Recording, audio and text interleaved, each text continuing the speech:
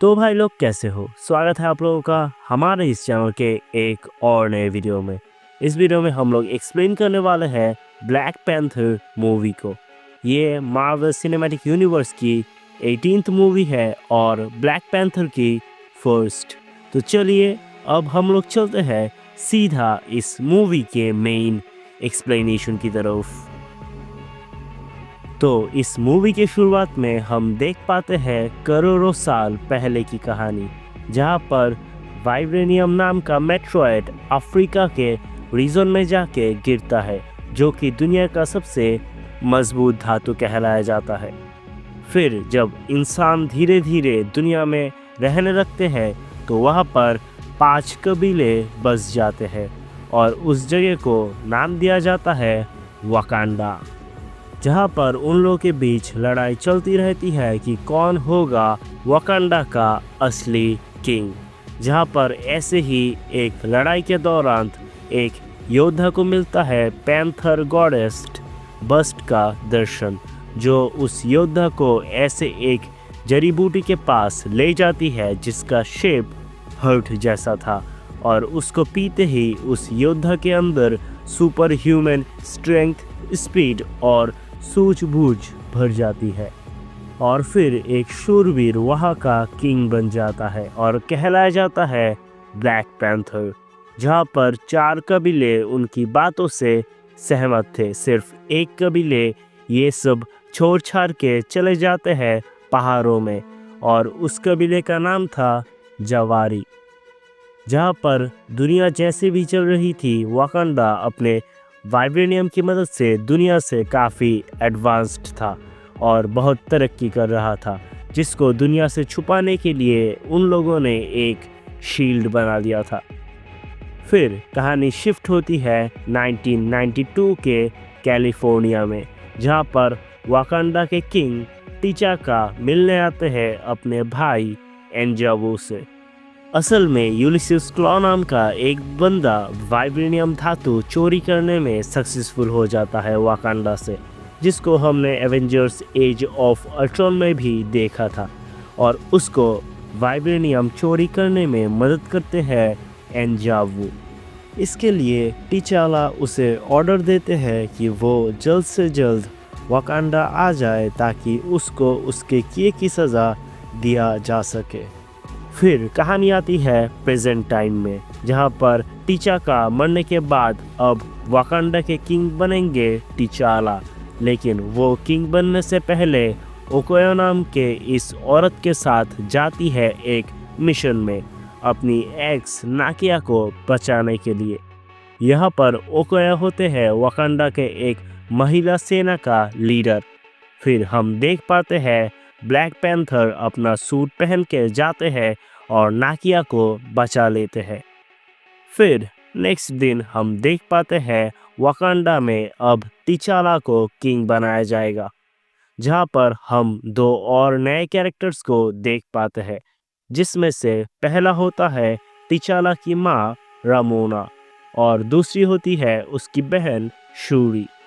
ये बहुत बड़ी साइंटिस्ट होती है जो वाकांडा के बहुत बड़े बड़े टेक्नोलॉजीज यूज़ करने में माहिर होती है। फिर हम देख पाते हैं वाकांडा के प्रथा के अनुसार टिचाला को राजा बनाने का कार्यक्रम शुरू किया जा रहा है, जहां पर अगर उनमें से कोई भी चाहे तो टिचाला को फाइट में चैलेंज कर सकता है, और वो अगर जीत जाएगा तो वहां पर वो होगा नेक्स्ट वाकांडा का किंग। जहाँ पर जब सबको पूछा जाता है कि कोई है जो टिचाला के साथ फाइट करना चाहता है, तो वहाँ पर उसको चैलेंज करते हैं जवारी कबीले के लीडर एम्बाकू, और उस फाइट का रिज़ल्ट ऐसे डिटरमेंट होता है कि सामने वाला अगर सिर्फ मर जाए तो ही तुम जीत सकते हो।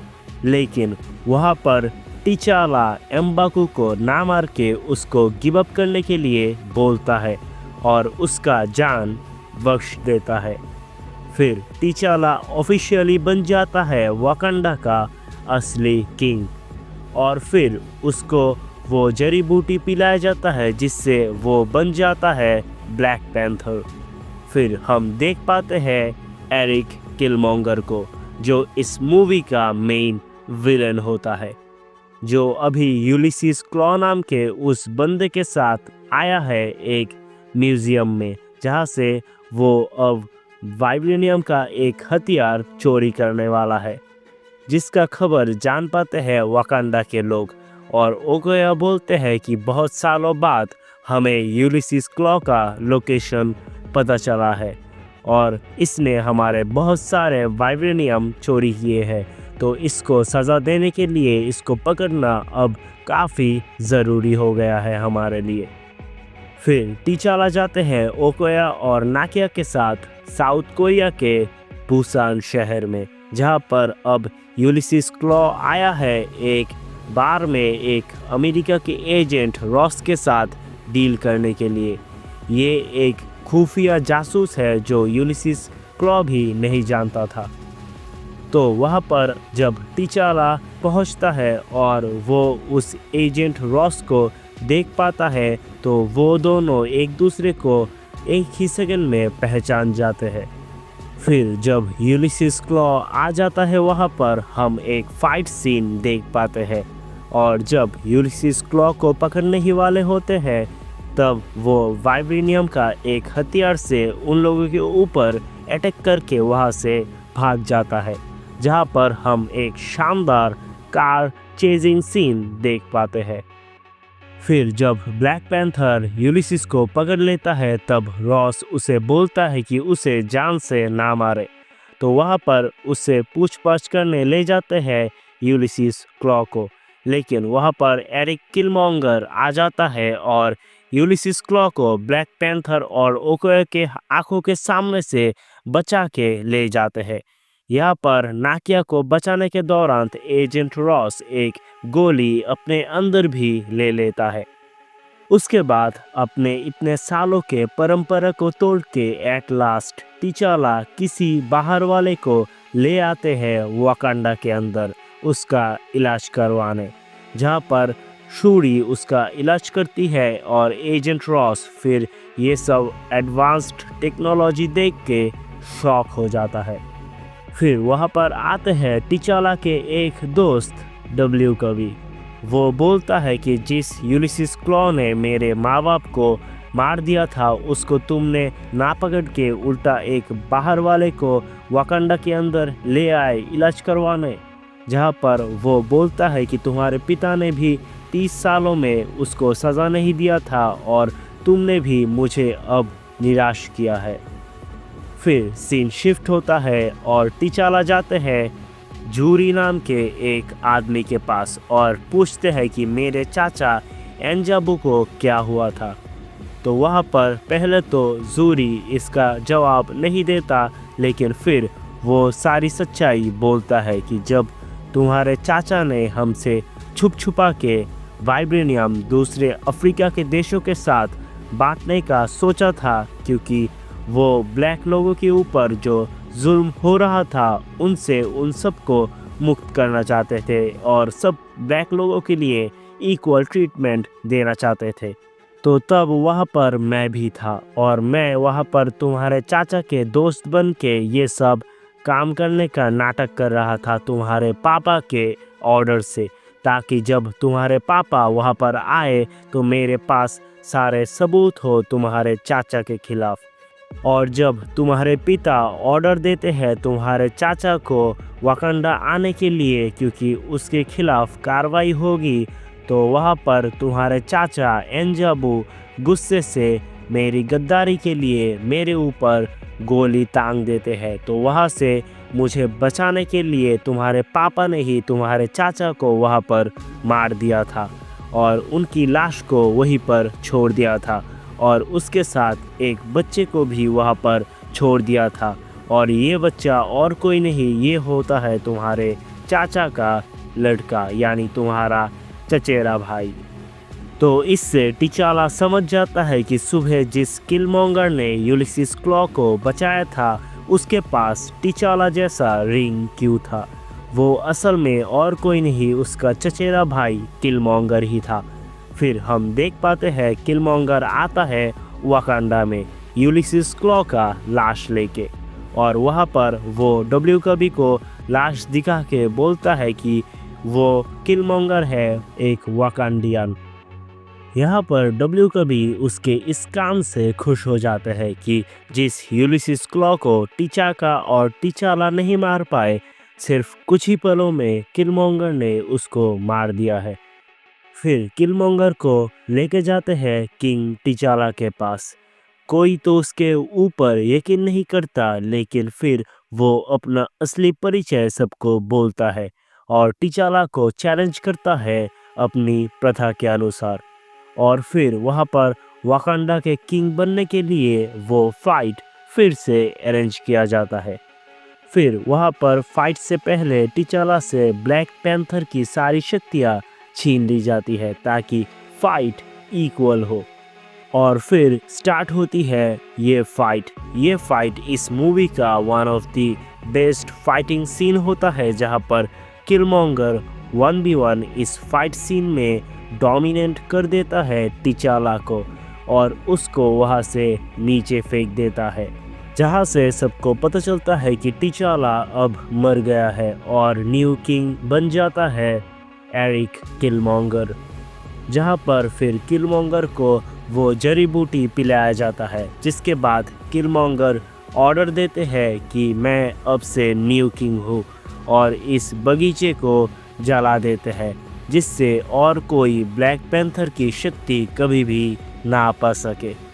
लेकिन वहाँ से शूरी एक जड़ी बूटी अपने पास रख लेती है और फिर एजेंट रॉस उसकी माँ रमोना और नाकिया को लेके चले जाते हैं जवारी कबीले से मदद मांगने के लिए, क्योंकि सिर्फ वो लोग ही थे जो वाकांडा के किंग को फॉलो ना करके अलग रहते थे।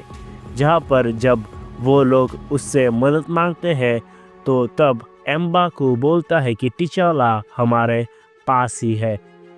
जब उसे उस पहाड़ से नीचे फेंका गया था तब उसको हमारे एक कबीले के आदमी ने पाया था और तब उसको वो जड़ी बूटी पिलाती है उसकी माँ, जिससे टिचाला के पास फिर से ब्लैक पैंथर की पावर आ जाती है। फिर टिचाला ठान लेता है कि वो किसी भी हाल में एरिक किलमोंगर को रोक के रहेगा और उसको वाकांडा के हथियार बाहर सप्लाई करने नहीं देगा। फिर टिचाला अपने ब्लैक पैंथर सूट के साथ फिर से जाते हैं वाकांडा में और वहाँ पर हम वो आइकॉनिक सीन देख पाते हैं। As you can see, I am not dead. फिर वहाँ पर हम एक लेजेंडरी फाइट देख पाते हैं, जहाँ पर ओकोया की सेना जब जान पाती है कि टिचाला अभी भी जिंदा है तो वहाँ पर वो टिचाला की साइड आ जाती है। लेकिन डब्ल्यू कबी अभी भी किलमोंगर के साइड ही होता है और बहुत सारे फाइट के बाद जब फिर हम एक 1v1 फाइट सीक्वेंस देख पाते हैं टिचाला और किलमोंगर के बीच। ये होता है इस मूवी का सबसे बेस्ट फाइटिंग सीन, जहाँ पर टिचाला और किलमोंगर एक दूसरे के साथ बहुत देर तक फाइट करते हैं, लेकिन एट लास्ट वहाँ पर टिचाला अपनी बहन शूरी की मदद से एक तरकीब निकाल के किलमोंगर को हराने में सक्सेसफुल हो जाता है।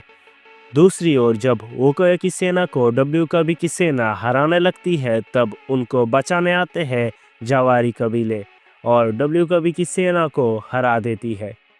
फिर टिचाला किलमोंगर को बोलते हैं कि तुम अभी भी ठीक हो सकते हो वाकांडा की टेक्नोलॉजी की मदद से, लेकिन वहाँ पर किलमोंगर बोलता है कि बंदी बन के गुलाम जैसा रहने से अच्छा है कि मैं शूरवीर की मौत मरूं लड़ाई करके। और ये बोल के वो चाकू से वहाँ पर अपने आप को ही मार डालता है और फिर टिचाला फिर से वाकांडा का किंग कहलाया जाता है और टिचाला फिर अपने चाचा के मृत्यु के स्थल में एक वाकांडा का आउटरीच सेंटर बनाते हैं उनके सम्मान के लिए। मिड क्रेडिट सीन में हम देख पाते हैं टिचाला ग्लोबली आके बोलते हैं कि अब से वाकांडा दूसरे देशों के साथ अपना टेक्नोलॉजी शेयर करेगा। और पोस्ट क्रेडिट सीन में हम देख पाते हैं शूरी अब विंटर सोल्जर को नॉर्मल लाइफ में आने में मदद कर रही है। और इसी सीन के साथ इस मूवी की कहानी यहीं पर ख़त्म होती है। नेक्स्ट मूवी होगी एवेंजर्स इन्फिनिटी वॉर। तब तक के लिए बाय बाय।